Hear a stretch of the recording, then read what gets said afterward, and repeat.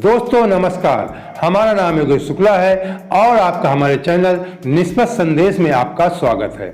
हमारे देश में एक दौर था जब हमारे देश में अशिक्षा बहुत ज़्यादा थी, लेकिन हमारे देश के नेता जो हुआ करते थे अधिकांश शिक्षित ही हुआ करते थे। ये कमाल की बात है कि हमारे देश की जनता अशिक्षित थी, ज़्यादा मात्रा में साक्षर भी नहीं थे, लेकिन हमारे देश के नेता शिक्षित हुआ करते थे। अशिक्षित होने के बावजूद हमारे देश की जनता अच्छे लोगों को चुनाव में चुनती थी। ये मैं बात कर रहा हूँ आपको आज़ादी के बाद से सन 90 यानी 89 के बीच की बात कर रहा हूँ, विशेषकर मैं बात कर रहा हूँ। उस समय बचपन में हम सुना करते थे कि अधिकांश नेता पढ़े लिखे हुआ करते थे, अच्छे नेता, अच्छे समाजसेवी नेता हुआ करते थे। लेकिन सन 89 के बाद एक दौर आया और वो दौर अब चरम पे इस समय पे है कि बाहुबलियों का दौर आया। बाहुबलियों की संख्या बढ़ती गई, राजनीति में पैसा भी बढ़ा। जब पैसा बढ़ा तो अशिक्षित लोगों का दबदबा भी बढ़ने लगा। जो कभी समाज में, जिन्हें आप चोर उचक्के भी कह सकते हैं, वो राजनीति में अपनी किस्मत आजमाने लगे। मतलब जो वो काम करते थे, समाज में रह के गलत कार्य करते थे, उन्होंने उन गलत कामों को थोड़ा कम किया और राजनीति की तरफ घुसना शुरू कर दिया। ये सन 89 के बाद ये दौर बहुत जोर शोर से पकड़ा और हमारे देश की जनता इस समय काफ़ी लोग शिक्षित हैं। शिक्षित इस समय मतलब बहुत ज़्यादा मात्रा में हमारे नौजवान ग्रेजुएट हो रहे हैं, पोस्ट ग्रेजुएट हो रहे हैं। उसके बावजूद हमारे देश के नेता इस समय अशिक्षित चुने जा रहे हैं। ये दुर्भाग्य का विषय है कि जब हमारे देश की जनता शिक्षित थी तो हमारे नेता पढ़े लिखे हुआ करते थे। जब हमारे देश की जनता शिक्षित हुई, अब तो और अच्छे नेता चुनना चाहिए, लेकिन नहीं, हमारे देश की जनता इस समय अशिक्षित नेताओं का चुनाव ज़्यादा करती है। ये चाहे आप, मैं बहुत छोटे स्तर से बता रहा हूँ, ग्राम स्तर पे, जो ग्राम स्तर के सरपंच प्रधान जी आप समझते हो, और मुख्यमंत्री प्रधानमंत्री तक को लेकर के शिक्षा का महत्व तो नहीं दिया जाता है। अब क्या कारण है कि जो इस समय शिक्षित हमारे नौजवान हैं, उनकी डिग्रियां किस तरीके की हैं, उनकी डिग्रियां दिखावे की हैं, कहीं से इधर उधर कैसे पढ़ते हैं, क्या करते हैं।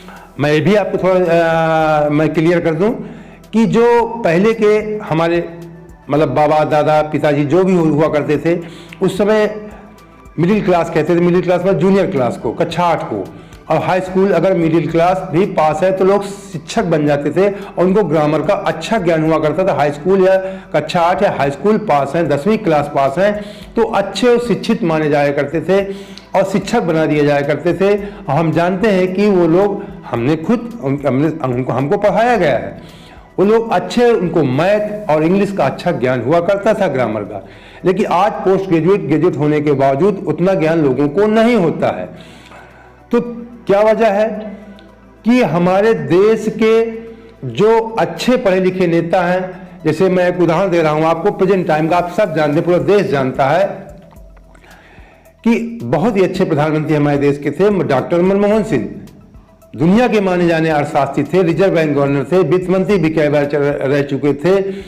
उसके बावजूद उनको हमारे देश की जनता ने कभी पसंद नहीं किया। कांग्रेस पार्टी के द्वारा उनको बनाया गया, चुनाव हारने के बावजूद भी उनको पार्टी की तरफ से प्रधानमंत्री उनकी योग्यता के आधार पर मनोनीत किया गया।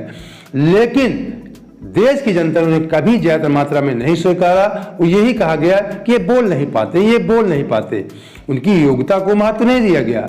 वो ताल नहीं ठोक पाते थे, तेज आवाज में बात नहीं कर पाते थे, इसलिए उनको नहीं पसंद किया गया। मैं तो समाज में, आप भी देखते हो, मैं भी देखता हूँ, कुछ ज्यादा पढ़े लिखे लोग होते हैं, वो तेज आवाज में बात नहीं कर पाते, बहुत सुलझी हुई बात करते हैं, कम बात करते हैं, धीमे बात करते हैं। लेकिन जो एक अशिक्षित व्यक्ति होगा, जोर जोर बात करेगा, चिल्ला कर बात करेगा, चैलेंजिंग बात करेगा, तो इस तरह के लोगों को आप इस समय आप ज्यादा पसंद कर रहे हैं। अब इस समय आप लोग देखते होंगे कि चुनावी रैलियों में देश की जनता को, जो वहां पे चुनावी रैलियों में आते हैं, अधिकांश लोग आप देखते होंगे उनको कोई बात पता भी नहीं होती, लेकिन वो लोग हामी भर देते हैं।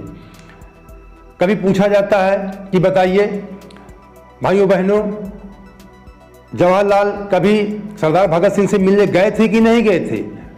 नहीं गए थे। मतलब जनता से पूछा जाता है, जनता कहती है नहीं गए थे, जबकि उस रैली में मैं 90, 80, 95 का 99% लोगों को ये नहीं पता होता कि इस तरह इतिहास की बातें उन लोगों को नहीं पता होती कि वो गए थे कि नहीं गए थे। या इस तरह का एक उदाहरण मैंने दिया, लेकिन जनता कहती है नहीं गए थे। और जो चैलेंज करता है खुले मन से, जनता उनको पसंद करती है कि अच्छी बात कर रहे हैं। या आपको उकसाने की बात की जाए, अगर हम आपके कोई भी नेता, पढ़ा लिखा नेता रोजगार की बात करता है, आपके महंगाई की बात करता है, तो उसको आप कम पसंद करते हैं। वो आपको उकसाने की बात करता है, चैलेंजिंग बात करता है, हिंदू मुसलमान की बात करता है, तो आपको बहुत पसंद आता है। ये इस समय हमारे देश का एक माहौल चल रहा है। मैंने अक्सर देखा कि अब इसका क्या कारण मैं नहीं कह सकता कि हमारे प्रधानमंत्री मोदी जी कितना पढ़े कितना नहीं पढ़े, मैं इस विषय पे नहीं जाना चाहता, ये उनका मामला है, उनकी कौन सी डिग्री है, क्या क्या, कोई मतलब नहीं। लेकिन हमारे मोदी जी, प्रधानमंत्री जी को इस समय देश की अधिकांश जनता उनको पसंद करती है। इसलिए पसंद करती है कि वो लोगों के मन की बात करते हैं। जो रैलियों में या देश में जो लोग रहते हैं, उनको लगता है कि हमारे मन की बात करते हैं। जिस तरह मैंने बताया ना आपको कि तेज आवाज में बोलना और चैलेंजिंग बात करना, इस तरीके की बात लोगों को ज्यादा पसंद आती है।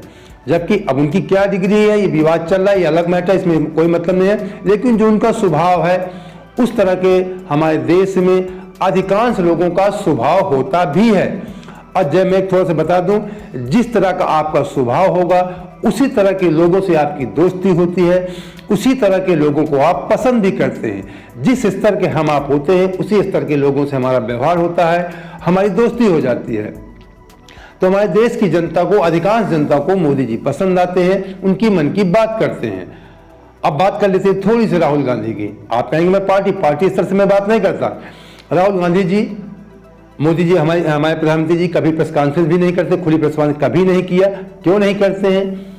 अब पत्रकार जो होते हैं उसमें तमाम अच्छे, बहुत पढ़े लिखे लोग भी होते हैं, क्रॉस क्वेश्चन भी कर सकते हैं, क्या करते हैं।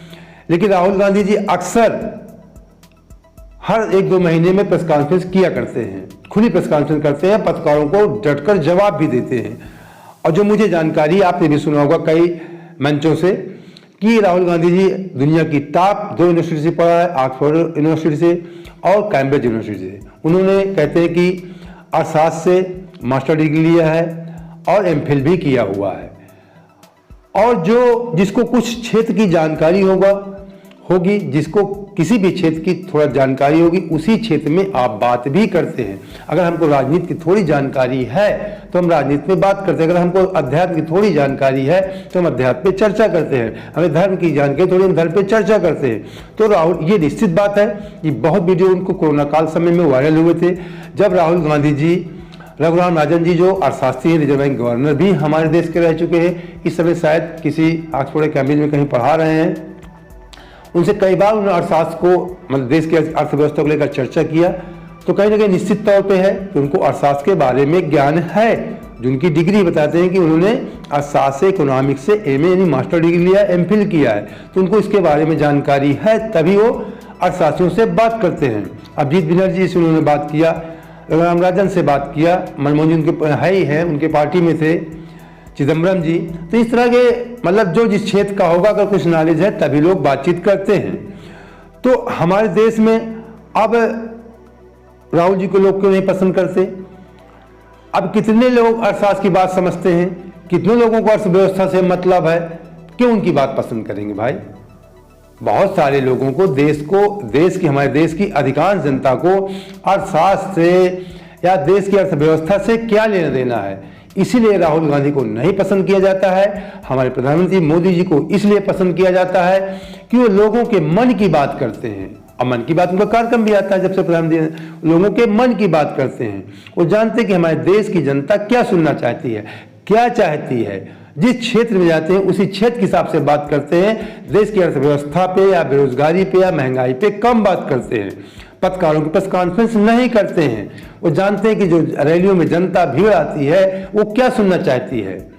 उनको थोड़ा मजे आने चाहिए, जोर जोर से भाषण होने चाहिए और उनके मन की बात, जिस स्तर के लोग आते हैं उनके स्तर की बात की जाती है, तो मोदी जी को पसंद करते हैं। और राहुल गांधी को मैंने खुद कई बार सुना, वो रैलियों में जाते हैं और वहां जाकर के वो अर्थव्यवस्था की बात करते हैं, बेरोजगारी की बात करते हैं, जो लोगों के समझ के परे होती है, लोगों के समझ में नहीं आती। इसीलिए राहुल गांधी फेल हो जाते हैं और हमारे प्रधानमंत्री जी सफल हो जाते हैं, क्योंकि लोगों की मन की बात करते हैं। राहुल गांधी मन की बात न करके देश की अर्थव्यवस्था या देश को उठाने की बात करते हैं। अब मेरी बात को आप समझ रहे होंगे। तो ये कारण है, ये दौर जो चल रहा है, मैं यहाँ पे किसी नेता की बुराई या भलाई से मतलब नहीं है, ये दौर जो चल रहा है ये हमारे देश के लिए हितकर नहीं है।